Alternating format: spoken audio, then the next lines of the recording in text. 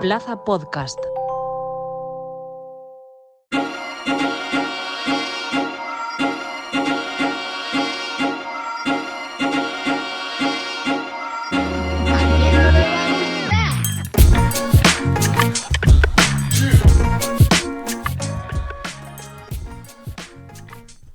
En efecto, la Plaza de las Letras, Aitor Pilán de Miguel al aparato, y conmigo hoy es un programa especial, pero antes de presentar a nuestra invitada, los que nos estéis viendo en YouTube o en redes pues ya la estáis viendo, y conmigo están Mamen Monsoriu y Javier Alandes. Hola muchachos.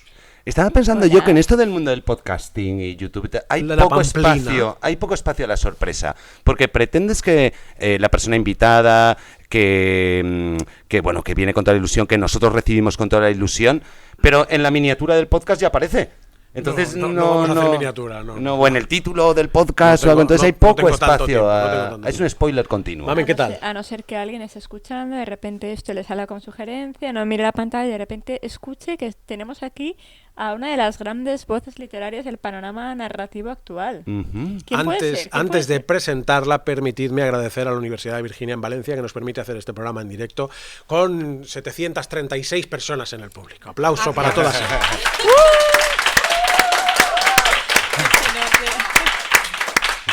736. Ya estamos todas. Viva la Madre Superiora. Ya la habéis oído. Ella, efectivamente, como dice Mamen, es una de las voces propias y protagonistas de la literatura y de la narrativa actual. Y muy protagonista este año, además. Y muy protagonista este año, porque efectivamente todavía lo lleva en la solapa el premio Azorín a la mejor novela del año 2025 por La novia de la paz. No me acordaba del título, y mentir estaría fatal. Y hoy ha venido a hablar de La novia de la paz, de toda su trayectoria y de cosas que le están pasando a la Plaza de las Letras, nada más y nada menos. Y le pido otro aplauso al público para Rosario Raro. ¡Bravo! Gracias. Y encantada de estar aquí con vosotros. Bueno, yo siempre fardo mucho en la librería y fuera de la librería de los grandes nombres propios que tenemos en la literatura valenciana, ¿no? Es increíble la Comunidad Valenciana. Y yo creo que podríamos decir que en cabeza prácticamente se encuentra esta mujer, esta escritora, que además este año ha consolidado su carrera literaria con el premio Azorín, bueno, uno de los premios más importantes. Ahora hablaremos, pero ¿cómo empieza todo? Pues que nos lo cuente. Sicilia. Bueno, que estoy encantada aquí con vosotros y con nuestro público de la Plaza de las Letras. Además, estábamos comentando que ya lleváis 6 años, ¿no? Esta es la quinta temporada. 4 años, 5 temporadas. Somos unos pesados recalcitrantes. No, o sea, yo sí. estoy suscrita y os escucho y bueno, el contenido pues vale la pena. Ahí hay unas galletitas de chocolate y de mantequilla. Aquí, si ¿no? quieres, efectivamente, lo que quieras, Rosario, después de lo que acabas de decir, lo que quieras, está todo pagado. Además, Rosario, tú estuviste con nosotros, yo creo recordar que era la segunda temporada con El cielo sobre Canfranc, puede ser que habías publicado en aquel momento. Sobre Canfranc, ¿no? A lo mejor la segunda, ¿no? El cielo sobre Canfranc lo publiqué en 2022. Sí, pues y no sé si fue esa o Prohibida en Normandía. No, fue con El cielo. No, fue con El cielo. Que además entraste telefónicamente con nosotros y era un día que tú estabas fatal de la garganta, que no estaba Aitor, y que hicimos una conversación ASMR contigo, y es un placer que estés en persona ahora con nosotros. Que estaba suplantando a Mamen Monsoriu. No. ¿Qué imagen va a tener Rosario de mí, madre mía? Que estábamos comentando antes que el día del apagón estuvimos juntas. Y además yo tengo que decir que yo no seré la mejor escritora, ellos dicen todo eso porque somos amigos, pero sí que tengo los mejores lectores, porque ese día hubo un momento en que Mamen ya no podía cobrar los libros y le dijo a todo el mundo: pasáis por mi librería en Ruzafa, que como todos sabéis es la librería del Imperio, y a mí me hicieron Bizum también, y fue así. Y claro, y mucha gente me ha preguntado: pero conocías a esas personas, digo, no, ahí está el mérito, ¿no? Claro. Porque yo creo que cuando... Es verdad que el día del apagón, que todo el mundo tenemos en la memoria, hubo este año un día de apagón nacional, bla, bla, bla. Como el 23F. Coincidió con Feria del Libro de Valencia. Efectivamente, el domingo, San Vicente. No sé si fue domingo. No sé era domingo el apagón. O era lunes, era el lunes de San Vicente. Yo creo que era lunes. Era lunes festivo, es verdad. Y fue curioso porque normalmente en la Feria del Libro hay mucha gente que compra por impulso, ¿no? Ve a un autor que está firmando y dice, mira qué bien, conozco a este autor y además me llevo el libro firmado. Aquí tengo algunas autoras que lo constatan. Y lectoras que también lo constatan, ¿verdad? Y en el caso de Rosario era muy fuerte porque no es que fuera un impulso, sino que yo decía, solamente en efectivo, es que no funciona. Y era un momento de bastante incertidumbre porque todavía no se sabía que estaba sucediendo un apagón y que no iba a volver a los 10 minutos. Los rusos. Y la gente, Los rusos, han sido los rusos. Y la gente volvía con efectivo o efectivamente los hacían Bizum. Que dices, qué fuerte. A mí me pasó Se esperaban. Que acababa de volver de viaje, llevaba algo de dinero que no suelo llevar y entonces se lo presté a las personas que estaban en la cola para comprar el libro, pero yo les dije, a ver, no hace falta que sea el mío, también podéis comprar otro, ¿no? Fíjate. Que no está dentro del contrato del préstamo, pero bueno, fue una gran experiencia. Y luego lo que me decíais del premio, me he acordado ahora cuando os escuchaba, que una de las mejores cosas que me ha pasado fueron los cientos de mensajes que recibí por todos los medios posibles y que la frase que más se repetía en ellos, y además enviados por algunas de las personas de esta sala, era literalmente, se me saltaron las lágrimas de alegría al conocer la noticia. Entonces a mí me pareció que si un premio servía para canalizar ese afecto y no sé, personas que me decían, tuve que parar el coche al escucharlo por la radio o me puse a dar saltos en el salón de mi casa y bueno, además, claro, no voy a ser tampoco pues hipócrita, ¿no? Porque también está claro pues que el premio te aporta nuevos lectores, que es lo que todos queremos, que si entran a una librería o a una biblioteca y ven que una novela ha sido premiada, pues despierta más interés. Claro, piensan que ya es un marchamo y que si ha pasado ese filtro, pues que algo tendrá el agua cuando la bendicen. Y luego que también, ¿no? Pues que, no sé, todo lo que he vivido pues a consecuencia de esa noche del 13 de marzo, pues también ha estado muy bien. Ha sido como varios premios dentro del mismo premio. Pero además, Rosario, y ahora me voy a retraer un poco, este premio, que es un premio fantástico, es el Azorín, es un premio formidable. Uno de los más y mejor reconocidos. Sí, uno de los más reconocidos, efectivamente. Además, tiene un premio económico, pero más allá de la dotación económica, sí, efectivamente es un premio ya consolidado como un buen premio literario. Pero creo que en 2020 o 2021, supongo que sería 2020, porque en 20 pandemia, recordemos todos. 13 de marzo también. Sí, correcto. Por ahí. Creo que el gobierno de Aragón os otorga por la ruta turística de Canfranc a la mejor experiencia turística del año. O sea, es que realmente este lustro de 2020 tú no llevas más que alegrías. A ver si es un lustro de más de 5 años, ¿no? Y se alarga así, de forma mágica. Claro. Sí, eso fue muy bonito. Claro, porque dices, es que me traen lectores tal cual, pero es que claro, es que tú llevas 5 años obteniendo literal el reconocimiento público. Claro, a ver, yo siempre digo que la ruta literaria y el viaje teatralizado de Volver a Canfranc y El cielo sobre Canfranc, para mí es un escaparate inmenso, porque claro, hay lectores que hacen la ruta porque se han leído las novelas y hay otros que van allí de viaje y luego se la compran. Y claro, y esa noche, además fue en este caso 19 de diciembre, pues estábamos entre los 10 finalistas. Y claro, y mi marido me decía, ¿y vas a ir al Teatro Principal de Zaragoza adrede? Y si no ganáis, y digo, ¿y si ganamos? Claro. Y me lo pierdo. O sea, en esas cosas tienes que estar, ¿no? Sí. Y bueno, cuando allí en el escenario además hicieron un sketch muy divertido, los de Oregón Televisión, ¿no? Que es como Polonia en Cataluña o Vaya Semanita. De la televisión pública aragonesa, exacto, ¿verdad? que además es una de las cadenas una más televisión más formidable, vistas. formidable. Sí. Y entonces hicieron un sketch muy divertido de Isabel y Fernando, los reyes católicos, que él solo quería ir a Aragón y ella quería ir a Benidorm, bueno, y era desternillante. Y cuando ya dijeron la experiencia turística que quedó en tercer lugar, que además estaban todas muy bien, porque yo me hice la lista y yo dije, yo quiero hacerlas todas, o sea, desde sobrevolar el Moncayo en avioneta hasta Profundidad Estelar, que era de unos monjes, tengo que pararme a pensar, eran mercenarios, por no decir mercedarios. O sea, al revés. Y entonces, pues era una combinación de ir a un monasterio, ver las estrellas, hacer una cata, otra sobre un bandido de allí, de los Monegros. Y claro, yo, pues cuando dieron el segundo, dije, bueno, pues ya está, otro año será, ¿no? Está.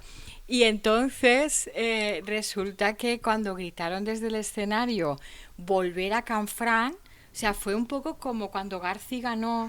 Volver a empezar, ¿no? Volver a empezar. Y entonces salimos todos corriendo, ¿no? Allí para... La gente se asustó porque dijo, 7 personas, qué aburrimiento. Pero los agradecimientos fueron muy breves, como tienen que ser, para que no bajen el micrófono y ya está. Claro, pero resulta que... tú has recibido un premio literario después de trascender a la propia página del libro. Claro, eso es lo que yo digo siempre, que esas experiencias me gustan porque así la novela no se acaba en la última página. Claro. Y yo como lectora también lo hago, porque cuando me gusta una novela, luego visito esos escenarios, ¿no? Y me gusta pues comparar la realidad con la ficción y es como que se convierte el libro pues en un producto transmedia, ¿no? Claro. Que luego yo también hago a veces una playlist, no sé, como para darles vida, porque son nuestros hijos librescos, ¿no? Y tenemos que acompañarlos. Pero Rosario, detrás de todo esto lo que nos estás contando, ¿no? Premio Azorín o este premio a la experiencia turística en la Comunidad de Aragón. Detrás de esto hay muchísimo trabajo, es decir, hay muchísimo trabajo como escritora, muchísimas horas en soledad. En este periplo desde volver a Canfranc hasta La novia de la paz, que si no recuerdo mal 10 son... 10 años. Claro. Sí. Bueno, 10 años desde la publicación, pero yo estaba trabajando en Volver a Canfranc desde el 2012-2013. Pero a ver, eso os pasa a vosotros también. Yo creo que, y a Sonia, ¿no?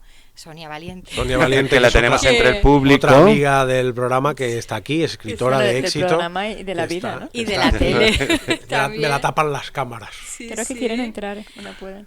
Y entonces, que eso lo sabéis vosotros también, que muchas veces yo lo que noto es que la gente se queda con el resultado, pero no ve el proceso.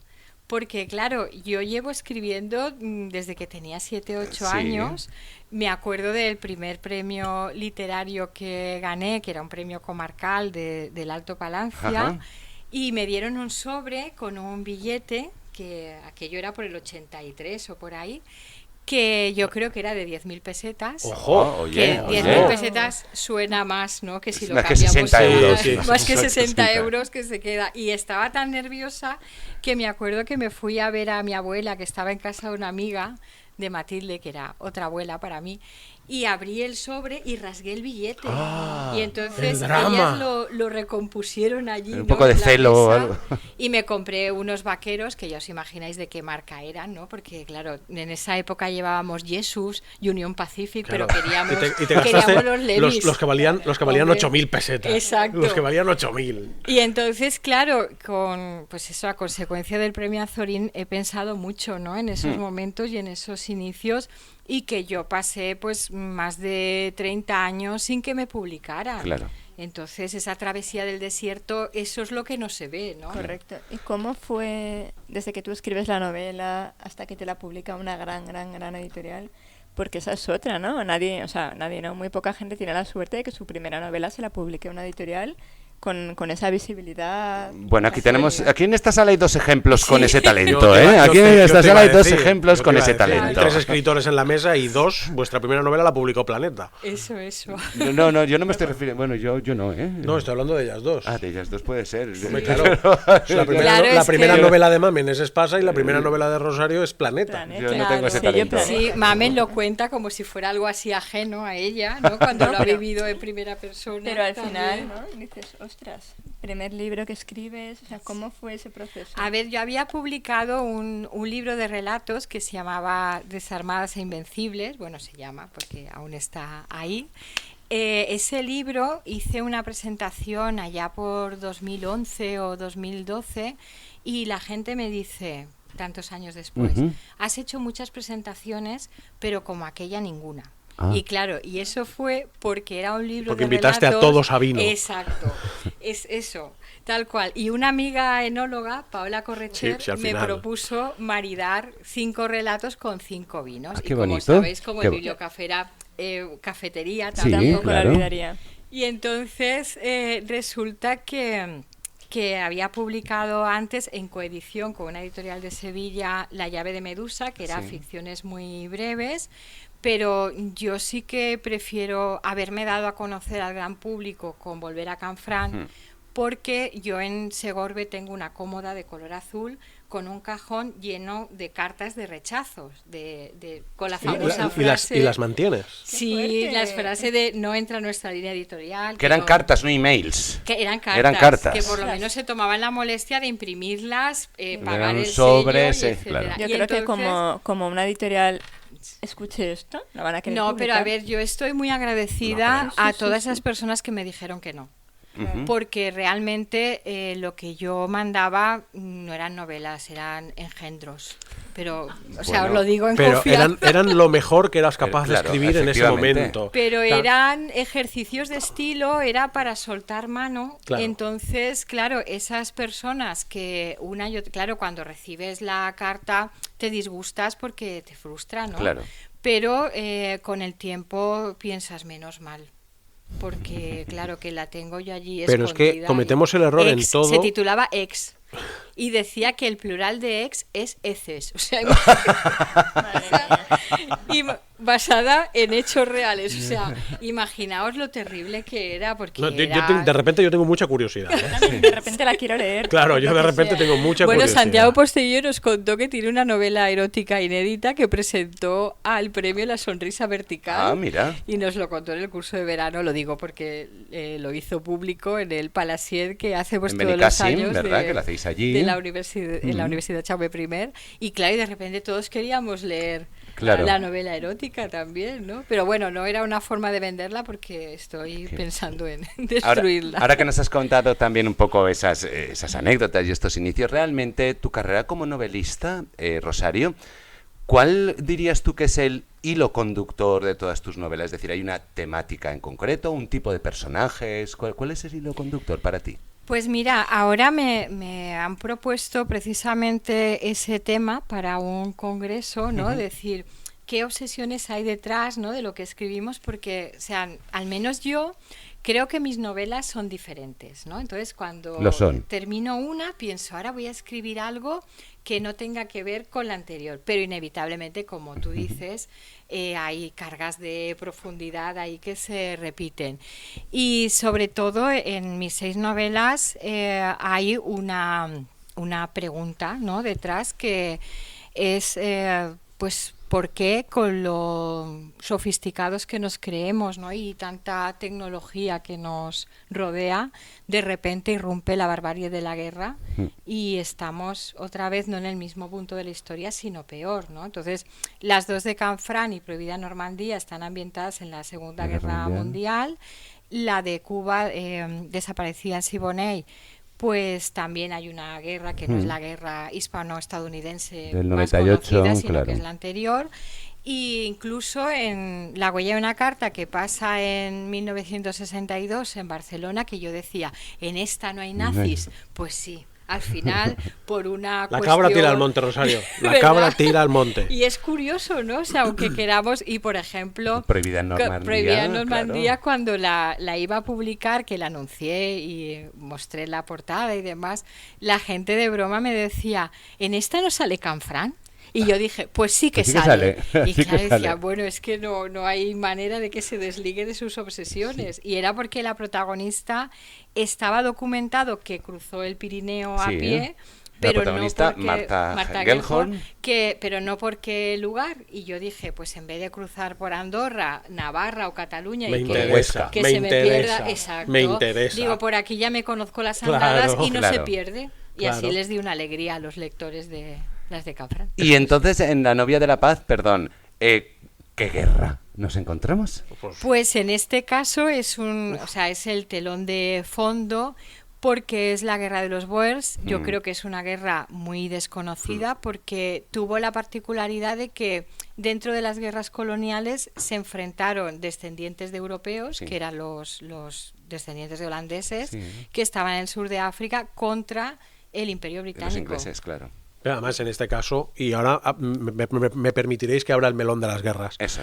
En este caso, además, tú hablas de una pacifista. O sea, tú te enfrentas, en este caso, a la guerra desde los ojos de una persona que luchó toda su vida por parar la guerra. Por parar la guerra. O sea, esa parte también, la guerra está, aunque no esté la guerra está presentísima. Claro, y además pensé que con esta extensión ya estaba bien, y sobre todo porque quería cumplir con las bases del concurso, porque yo soy jurado y tenemos que descalificar de otros concursos novelas porque no cumplen las bases. Claro, porque ¿no? es una lástima, ¿no? Nos llegan manuscritos y piensas, el jurado se tiene que leer todos estos ejemplares y ellos no se han leído una página que son las bases. Claro. Pero claro, la novela termina cuando Emily se dispone a parar la Primera Guerra Mundial, nada menos. Pero como hubiera tenido 800 páginas, dije, bueno, ya me quedo aquí y si quieren más, en unos años, igual vuelvo a Emily. Ahora que nos has dicho Emily, perdón, ponnos en contexto.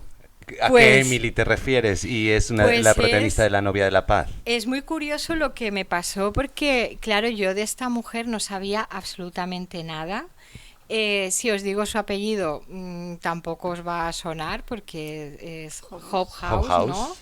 Y claro, y como algunas de las cosas más importantes de la vida, fue algo, a ver, la palabra culta es serendipia, ¿no? Pero la palabra popular y equivalente es de chiripa, como la encontré, y fue porque estaba leyendo unas cartas que le había enviado Gandhi a Tolstoy, al escritor ruso, y yo no sabía de esa relación epistolar.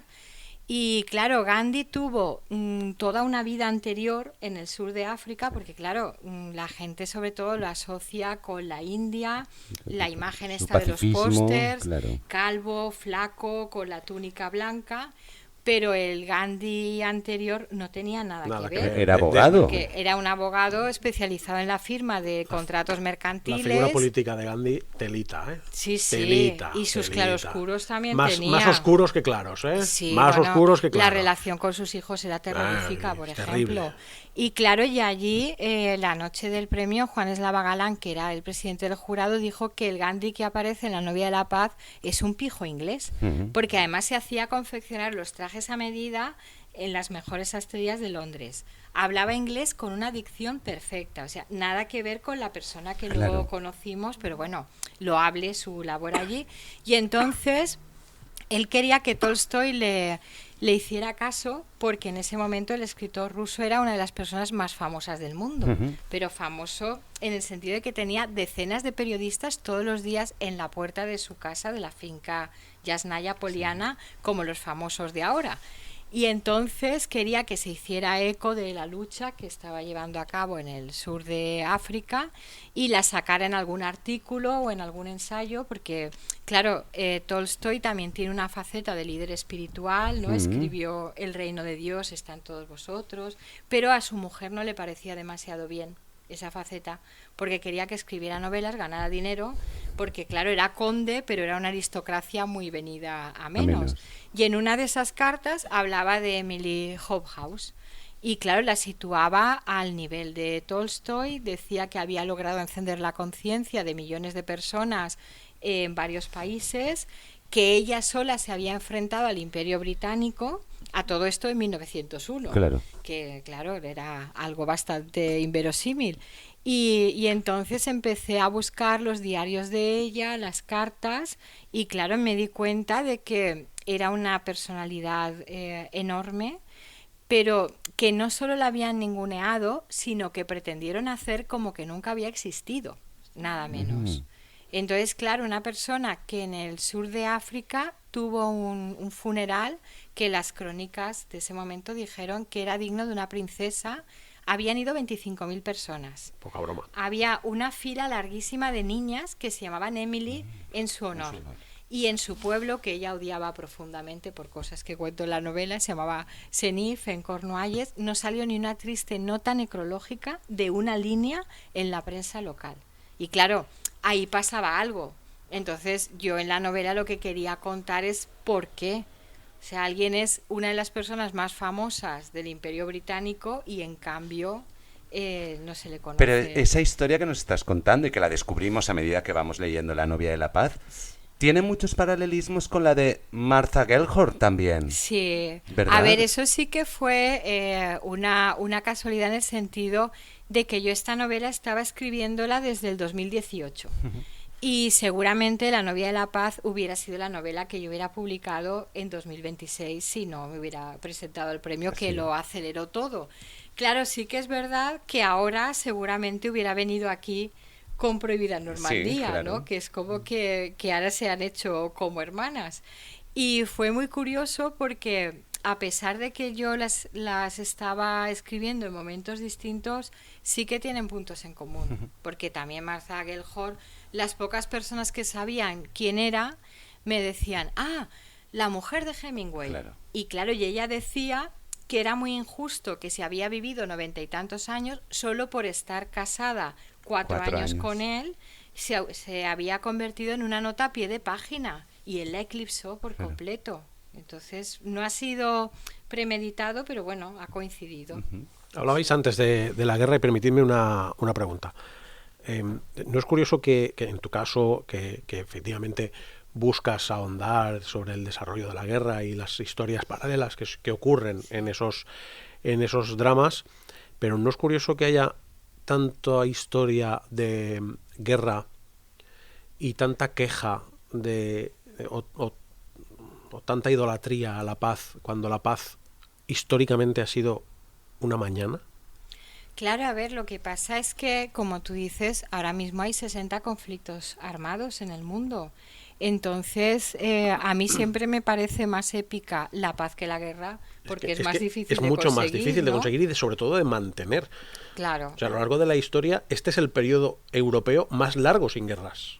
De todas formas, a mí un titular que me sorprendió muchísimo, sobre todo porque tengo un amigo también escritor, Pérez Cervantes, que estuvo en los Balcanes, escribió La espía de cristal sobre ese periodo. Claro, cuando yo vi los titulares que decían por la invasión de Rusia en Ucrania, Europa de nuevo en guerra desde la Segunda Guerra Mundial, y yo decía, ¿y se han olvidado de los Balcanes? Claro. O sea, fue atroz, o sea, fue horrible, bueno, como todas las guerras, y era como si ya hubiéramos pasado página. Y luego yo creo que siempre lo que está detrás es la codicia, porque en el caso de La novia de la paz son las minas de diamantes y de oro. Ahora oímos hablar de tierras raras, minerales estratégicos, de cosas aún más disparatadas como un resort, porque si lo pensamos, la guerra es el gran negocio. Sí. O sea, destruir con todo lo que supone de la fabricación de armas para luego reconstruir. Claro. Entonces es una gran tarta pues muy apetecible y es tremendo, ¿no? Que mientras pues personas como Darrell en esta novela, ¿no?, que representa pues el hecho de que no hay soldados desconocidos, que todos son padres, hermanos, hijos, maridos o pues eso, novios de alguien, ¿no? No sé.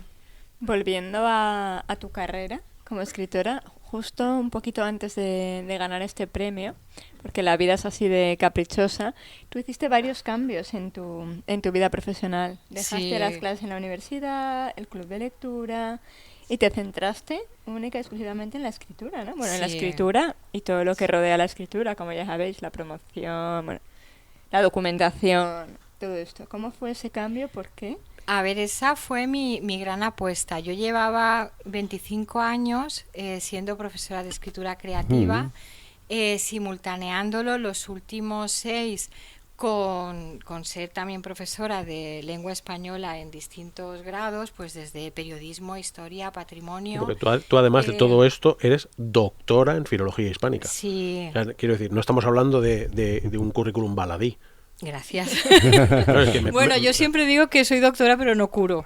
Me gustaría más ser doctora de las otras y que el título sirviera sirviera de más, ¿no? Eso ya es muy personal, pero Pues, ser doctor en algo es muy meritorio, ¿eh? sí, sí, sobre todo porque es una... Bueno, estaba pensando, cuando he dicho, Mamen, lo de la carrera, para carrera la tuya.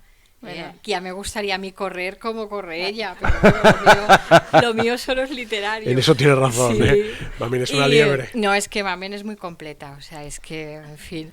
Bueno, pero no estamos hablando de Mamen. No, ya te entrevistaré yo otro día. Pues claro, y lo que pasó fue que junto con eso que os contaba, preparaba a opositores para secundaria de lengua y literatura, llevaba el club de lectura de ámbito cultural de Castellón y Valencia, lo que claro me obligaba a leerme todos los libros, porque luego también venían otros autores invitados al aula de escritura creativa, y presentar una novela que no te has leído queda muy mal y se nota. Y se nota. Y me parece que es una falta de respeto pues para el autor, ¿no? Pues que se ha desplazado, pues que, en fin. Y entonces, o sea, conté hasta 7 trabajos simultáneos. Y me di cuenta de que eso no podía seguir así. Es que el cambio de chaqueta es agotador. Sí, mira, voy a aprovechar que tengo calor. Ya Es que que dices lo del cambio de chaqueta. David nos ha puesto unos Sí. focos aquí que parecemos Rita Hayworth. Bueno, así salimos más morenos. Y entonces, claro, el momento en que ya algo me hizo clic es porque estaba tomando un café con 2 amigos.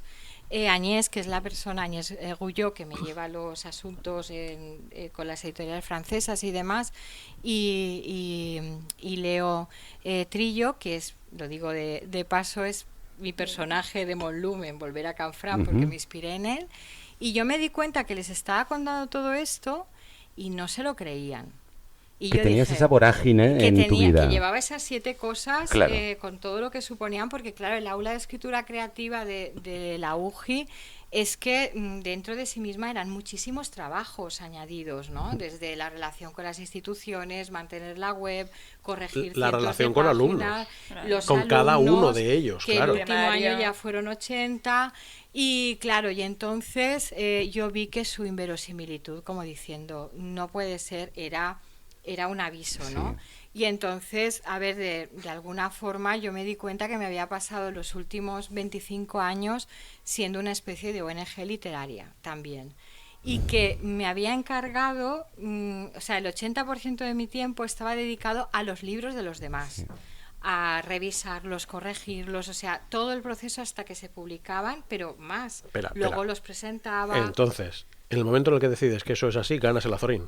No, que va. Claro, es que, quiero decir, poca broma. No, lo que pasó fue que yo empecé ya a desprenderme de todo esto y dije, bueno, yo tengo que empezar a trabajar para mí. Claro. Dejar de trabajar tanto para los demás, porque me había dado, ¿no? Y como dice un profesor mío, cuando te das tanto corres el riesgo de que no te devuelvan, ¿no? De alguna forma. Y entonces lo que hice es que fue progresivo, y en mayo del 2024 dije, bueno, en este medio año exclusivo para mí, voy a terminar por fin esta novela, porque se la habían leído, 5 personas en distintos estadios, sí, ¿no? distintas versiones, por decirlo de alguna forma. Y esas personas no se conocían entre sí. Yo lo hice adrede para que no intercambiaran comentarios. Y claro, y cada una por separado me dijo, esta novela es de premio. Y yo era algo que no se me había ocurrido pensar de una novela mía. Porque, claro, yo había ganado premios de relato. Nunca he ganado un premio de poesía, aunque me he presentado a muchos, que es una señal. O sea, eso también. Y entonces dije... Claro, nunca he ganado un premio de novela, y me dijeron, esto es como el chiste de Eugenio, si quieres que te toque la lotería, pues por lo menos compra el 10º. Claro. Y entonces yo vi que de los premios, a ver, también me influyó que mi amiga Cristina López Barrio lo había ganado en la edición anterior. Ella me animó, a mí me gusta mucho cómo escribe Cristina, porque me parece que es muy sensorial, ¿no? Desde Niebla en Tánger pues hasta las otras novelas. Y entonces dije, bueno, el plazo fue más bien un estímulo. Yo dije, estos 6 meses yo me los planteo para acabarla y la envío. Y claro, y me creé una alerta de Google, o sea, el plazo se acababa el 30 de noviembre para ver el desarrollo del concurso y todo eso. Y antes de Navidad publicaron una nota en la Diputación de Alicante que decían que se habían presentado 643 novelas. Y yo dije, bueno, pues ya experiencia de presentarme al premio Azorín ya ha pasado, pues ya está bien, una cosa más, ¿no?, que he hecho en la vida y ya está.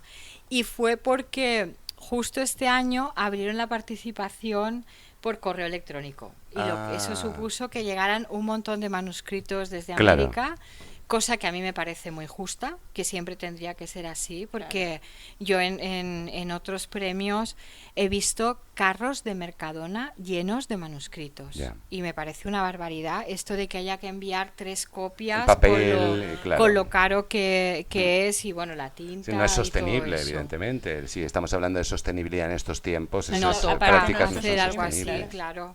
Y nada, y ya como que medio se me olvidó hasta que el 10 de marzo publicaron los finalistas y por supuesto no estaba La novia de la paz de Rosario Raro, porque con este nombre tan raro yo dije, yo no me voy a presentar, porque claro, y luego no quería que el título de La novia de la paz saliera por ningún sitio. Claro. Es decir, porque yo si esta novela pues le si acaso quito, quedas finalista claro, y te quitan tu título. y eso es como quemar una novela, porque vosotros sabéis que, a ver, La última mirada de Goya, yo no me la imagino que se titule de otra forma. O sea, es como que si le quitas el título, le quitas algo... La columna vertebral. Exacto, o la explicación, ¿no? Muchas veces.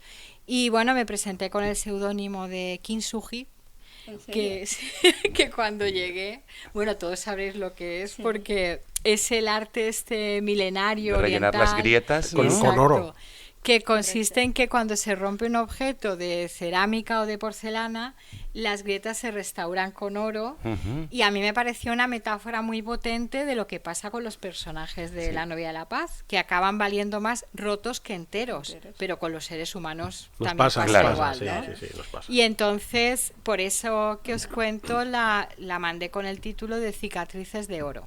Cicatrices de oro. Sí. Y claro, Ojo. y el momento mágico fue allí en el auditorio, ¿no?, de Alicante.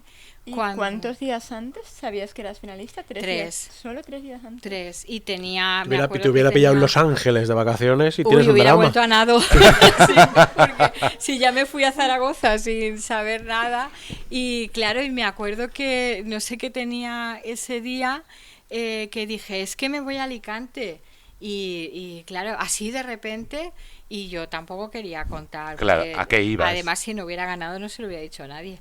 De hecho, no, o sea, porque claro, si no ya parece que es, mira, la novela que no premiaron aquí o allá, ¿no? Y el momento así mágico fue que cuando el presidente de la Diputación abrió el sobre y dijo que la novela ganadora era Cicatrices de oro de Kintsugi, solamente yo entre 1000 personas sabía que era la mía. ¡Qué fuerte! Y luego, claro, el desafío fue llegar al escenario. Yo veía el titular, autora... Se parte los dientes, se cae por la escalera al subir. Sí, porque yo soy así muy Mr. Bean y yo hago cosas de esas que me caigo 3 veces, bueno, y en fin. ¿Y no le contaste a nadie el título ni el seudónimo? No. Y cuando te presentas no tienes que meter un sobre lacrado con la plica. Y bueno, luego varias hojas de declaraciones juradas, pues como que no tienes... Porque hay una autora en Castellón que yo estoy haciendo una labor de rescate sobre ella, que fue Concha Alós, que ganó 2 veces el premio Planeta. Y esta mujer, cuando lo recogió, había un editor en la sala, fue en el 62 o por ahí, y le dijo que esa novela la tenía él en su editorial y que si aceptaba el premio que la iba a denunciar. Y entonces tuvo que renunciar y a los 2 años se volvió a presentar y ganó con otra novela. Entonces, claro... Con lo cual, la novela que presentó, la primera que presentó, no era su novela. Sí, pero tenía comprometidos los derechos, la edición, vale.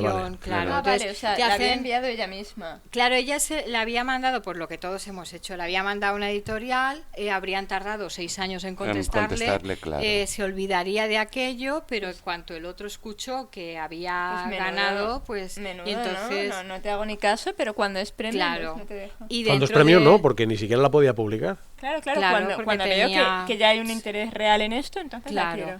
Y entonces dentro de la plica había varios documentos que tuve que imprimir de ese tipo, ¿no? De que no está comprometida, derechos, no está presentada, que es inédita, claro. que te hace responsable pues de cualquier cuestión. Porque tú a Planeta todavía no le habías enviado nada de esa novela, nada. No, además, ni claro, la idea, ni nada. Para mí fue un salto al vacío. Porque, claro, yo mis novelas anteriores, antes que se publicaran, pues las había leído o mi editora anterior, Puri Plaza, o Leo Campos, que es mi editora. Y esta, claro, fue así como mandarla, decir, a ver, ¿no?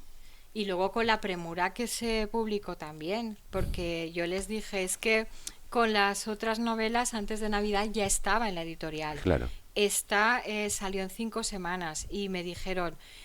no te preocupes porque la van a revisar 3 correctoras simultáneamente. Claro. Porque, claro, lo de las erratas es algo... Es inevitable. Es inevitable, la pregunta claro. que le hago yo a todas las altas esferas en Planeta y en cualquier editorial, ¿no? Digo, pero si el premio Planeta se falla el 15, ¿cómo puede ser que el 15 del mes siguiente ya esté la novela en las librerías?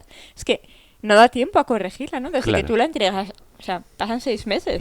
Seguro que quieres cambiar cosas, seguro que quieres que la gente se la lea, ¿no? Yo creo que si te dan un Planeta no quieres cambiar nada. Dices, bueno, o sea que cambie algo y me es lo verdad quites, que los plazos ¿no? son tan cortos que da como impresión, ¿no? Dices, ostras, y si Ya, la persona en que la mi envió caso ya no fue- piensa igual que la de ahora, ¿no? O sea, Fue muchísimo vértigo porque, claro, entre otras cosas, a mí me mandaron una portada que no me gustó. Que no te gustaba. Y claro, y yo la vi, me quedé muy despagada porque era muy como no se está grabando ni nada, pues lo cuento. Nada, sí. Era muy del estilo de Ana de las Tejas Verdes, o sea, era una adolescente inglesa delante de una casa de madera y con trenzas largas. ¿Y yo vestido de creo- cuadros ya, o sea, para Sí, rematar? o sea, no, como los tebeos estos que yo leía de Esther, ¿no? Claro. Pues Esther y cuando su mundo. exacto. Y entonces, claro, yo les dije, mira, yo sé que no tenéis tiempo, que esto es contrarreloj, no me quiero poner pesada, pero claro, es que hay 5 líneas en las que dice que Shaina, la otra protagonista, había estado en un internado, pero eso no tiene ningún peso. Y claro, y yo les dije que yo, conforme la iba escribiendo durante todos estos años, tenía una carpeta con imágenes y que yo podía mandarles esas fotografías, y no les dije a modo de ver si se inspiración. inspiran, La inspo, ¿no? la inspo, claro. Y claro, y cuando vi esta, dije, a ver, esta sí que refleja la novela. Porque tiene un aire sin tener nada que ver la Memorias historia. de África. Memorias de África, Sí. total. Me han dicho Sí. que falta Robert Redford. Y yo he dicho, no falta, porque el personaje protagonista, que es el escultor escocés, Sí. pues se llama Denise, en homenaje al personaje de Robert Redford. Interpretó en la película, que me dio mucha pena que se muriera, porque Sí. hay personas que tendrían que ser eternas y otras, si no hubieran nacido, No hubiera pasado nada. los que No hubiera desencadenan las guerras, pues yo creo que no. Mejor. Pues sí. Rosario, hablemos de viajes.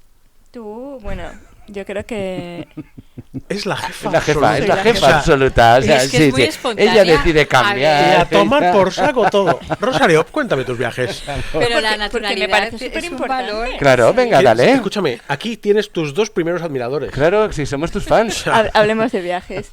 Después de Sigue. publicar Volver a Canfranc, Os ignora. Hace muy bien. surgió hace la muy bien. oportunidad de acercar, como tú bien has dicho antes, de que la novela no se termine en el último punto, sino que los lectores puedan continuar caminando por esas calles mediante la ruta literaria de Sí, Volver cómo, a Canfranc. cómo surge esto, quién lo organiza, qué nuevos proyectos han venido a continuación. Cuéntanos. Pues claro, eso sobre todo a mí me gustan muchísimo esas experiencias, porque supone que el libro no acaba en la última página. Entonces, la ruta literaria y el viaje teatralizado, que es el que os contaba, de la noche esta del Teatro Principal de Zaragoza, fue porque, claro, me lo propuso una empresa de gestión cultural, Musilide, que trabaja con Siva Viajes, y claro, me dijeron, lo que pasa es que hay un pequeño inconveniente, y es que necesitamos un tren. Y yo dije, pues no sé, ¿no? Va a estar difícil, Sí, va a estar exacto. difícil. Y entonces sí que es verdad que Renfe se implicó muchísimo. Y nada, consiste en un viaje teatralizado que sale de Jaca a Canfranc. Cuando empezamos en el verano del 2021, nada menos. Sí, el tren tardaba en ese trayecto de Zaragoza a Canfranc, el trayecto total, un cuarto de hora más que en 1928. Esto lo digo así. Habíamos como, avanzado algo. Como Algo apunte, habíamos avanzado. Sí, sí, bueno, estuvimos 8 siglos sin agua corriente, ¿eh? Claro, o sea, cuidado con eso. Que en el siglo IV había agua corriente en todas las casas y en el siglo VIII no había agua corriente. Se cortó. Cuidado con eso. Fue una avería secular. Fue una avería secular. Efectivamente, nunca mejor dicho lo de secular. Y entonces, claro, lo que pasó es que pues hasta ahora han hecho la ruta literaria más de 2.000 personas. Sí. Hay una lista de espera porque, claro, es una actividad de temporada. Pues, a ver, se hace sobre todo desde Semana Santa hasta más o menos octubre. Porque, claro, porque luego en Canfranc... Porque luego hace un frío que pela. Sí, porque mira, me han dicho algunas personas, ay, es que te podrían poner una calle en Canfranc. Y digo, no, yo una calle no la quiero para nada, yo quiero una casa. Claro. O sea, yo quiero, hombre, yo allí debajo del rótulo. 100% de acuerdo. Es precioso, pero además, es inaccesible. Es precioso todo, pero es inaccesible. Y yo, pues si tengo una casa allí, un apartamentito si yo no voy, enfrente, abajo hay una chocolatería, está fantástico, claro, está estupendo. Nada. Y luego, pues lo que pasó fue que hubo obras en la línea, estaban las obras en Plasencia del Monte. Y Isabel Luzón, la organizadora, que yo le digo que claro, pues indiscutiblemente desde que la conocí mi vida es mucho mejor, ¿no? Gracias a todos estos viajes. ¿Fue idea suya o fue idea tuya? Fue idea de Isabel junto con Manuel Bueno, que es el que hace el personaje protagonista de la novela, que es un creador de experiencias y él hace muchas más rutas, ¿no? Aparte de la mía. Y me dijo Isabel, mira, como está cortada la línea y en tren no tiene o sea, en tren tiene mucha gracia, pero en autobús no, vamos a hacer mientras tanto un viaje por los escenarios de tu novela Desaparecida en Siboney. Y yo le dije, ¿tú sabes que Siboney está en Cuba? Claro. Y me dijo, hombre, como diciendo, a ver, que yo me dedico a esto, que para mí la geografía no tiene secretos, ningún punto recóndito. Y entonces hicimos la experiencia que, claro, encontrar en la Cuba actual, la Cuba de 1875... Difícil. Era una labor arqueológica y fue con o sea, no era solo de mi novela, sino era también la novela de otro autor que se titula 1898, El rapto de Cuba, de Emilio Sáez Oro, que casualmente es mi marido, o sea, que todo es así. Todo, sí. Y entonces, la serendipia. Eso sí que es serendipia. Eso sí que es serendipia. Y os voy a contar algo en un minuto que me hizo reflexionar mucho sobre esto que nos dicen siempre de que la literatura tiene que ser verosímil porque la vida no lo es, ¿no? Entonces, a propósito de su novela, fuimos al Museo de la Guerra, que está en Siboney, casualmente, y entonces había un mural enorme de la batalla naval de 1898 en la bahía de Santiago de Cuba. Y claro, y la guía nos estaba explicando cómo los barcos españoles, tal como salían por además un estrecho que cabía el barco a duras penas, los buques estadounidenses los estaban esperando. Claro, o sea, sí, uno detrás de otro hasta que son las Termópilas modernas. Exactamente, o sea, hasta que hundieron la flota y lamentablemente no era el juego de los barquitos, ¿no? Y entonces el último barco que salió, que claro, simbólicamente era el fin del imperio y la pérdida ya de las colonias, después de 4 siglos dominando el mundo. Exacto, que era pues eso, además de Puerto Rico, Filipinas, Guam y otros, ¿no? Y entonces salió ese barco, lo hundieron y ¿sabéis cómo se llamaba el barco? Cristóbal Colón. Fíjate. Y entonces eso poético. Fue como cerrar el círculo. Cerrar el círculo, ¿no? Entonces, claro, eso lo escribes y no se lo creería nadie. Claro. Dirían, hombre, se te ha ido la mano, has cargado las tintas, es que no puede ser, ¿no? Porque claro, a mí no me gusta decir el que descubrió América porque el continente ya estaba allí. América ya existía. Ya vivía gente allí. ¿no? Pero claro, era como... Los mapas de Piri Reis y luego los propios americanos que ya existían allí. Ya había otras expediciones. Y claro, decir, desde 1492, esa fecha nos la sabemos todos.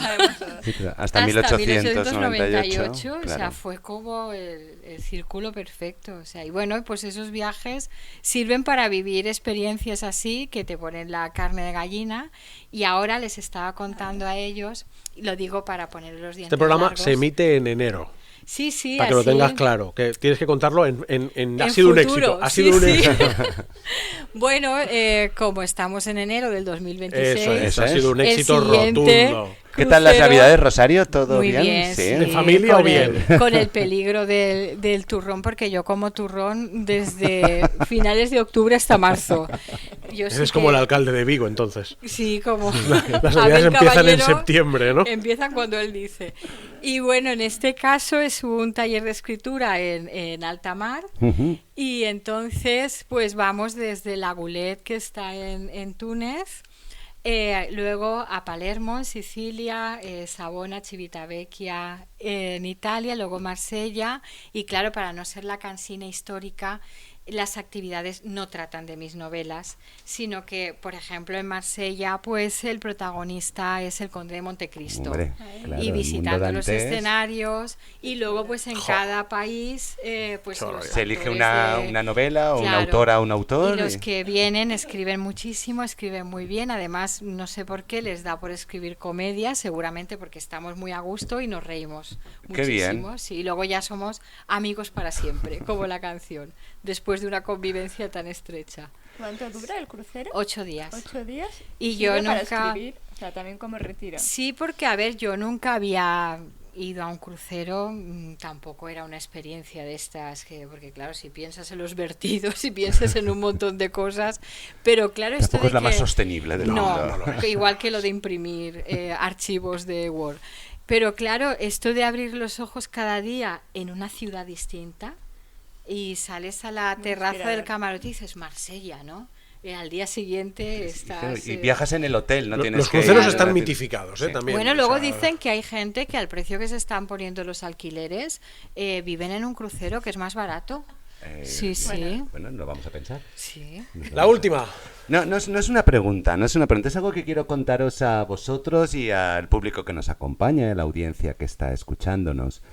Se ha puesto solemne. Sí, Con porque lo esa que voy a voz contar es que importante. tiene. Lo que voy a contar es importante.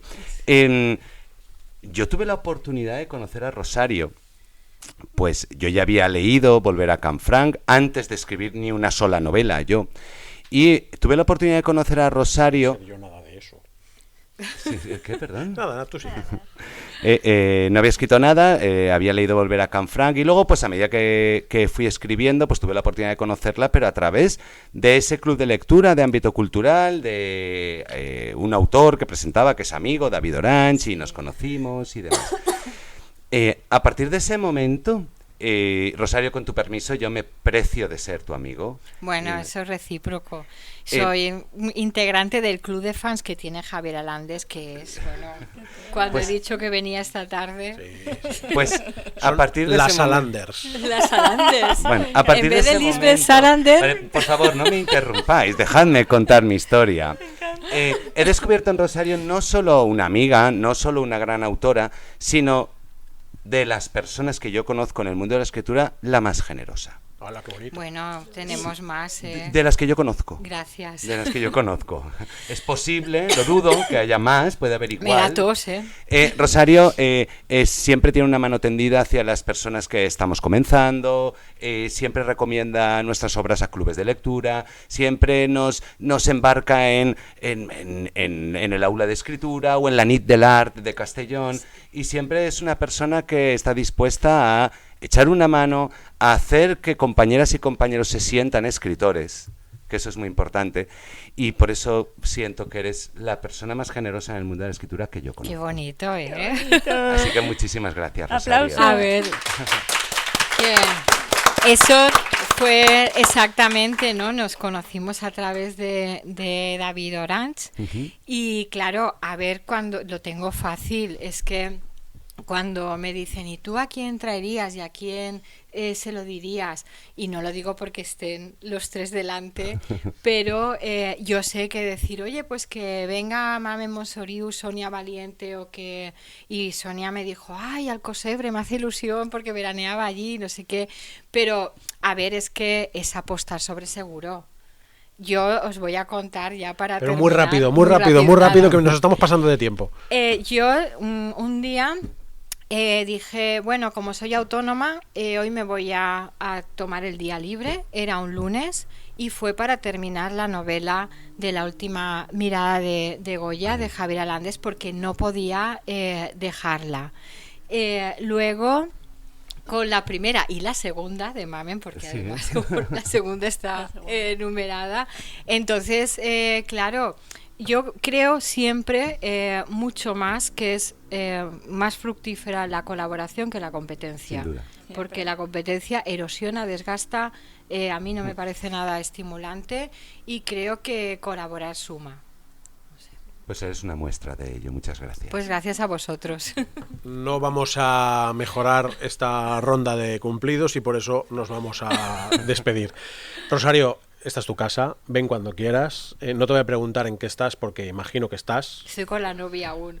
Estás con la novia todavía. En pleno idilio. Pues nada, a disfrutar de la luna de miel que dure muchos años y que pronto vuelvas. Cuando queráis. Que será un placer. Gracias por venir. Gracias a vosotros por la invitación. He estado muy a gusto. Y aunque sea raro, feliz año. Igualmente. Feliz año 2026. Muy bien, Mamen, muy bien. Mamen Monsoriu, muchas gracias. Gracias. Conmigo también estuvo Javier Alandes, gracias a la Universidad de Virginia, a las 737 personas que han venido, a David Zelma, que es el hombre que hace posible que nos veáis. Yo soy Aitor Pilán de Miguel, os deseo a todos un año estupendo y volveremos en febrero. No tengo ni idea de cómo va a ser. Será, pero no sé cómo va a ser, porque esta señorita se va de vacaciones y cuando ella vuelve me voy yo. Sí, el único que no se va soy yo, de vacaciones. Tú eres autónomo. Yo soy autónomo, efectivamente. Sí que sabemos cómo va a ser. Tenemos un autor masculino. Hasta ahí podemos leer. Ah, vale. Es verdad. En fin, menos mal que la jefa manda. Menos mal que tengo la cabeza. Menos mal que la jefa manda. Ha sido un placer, muchas gracias. Gracias.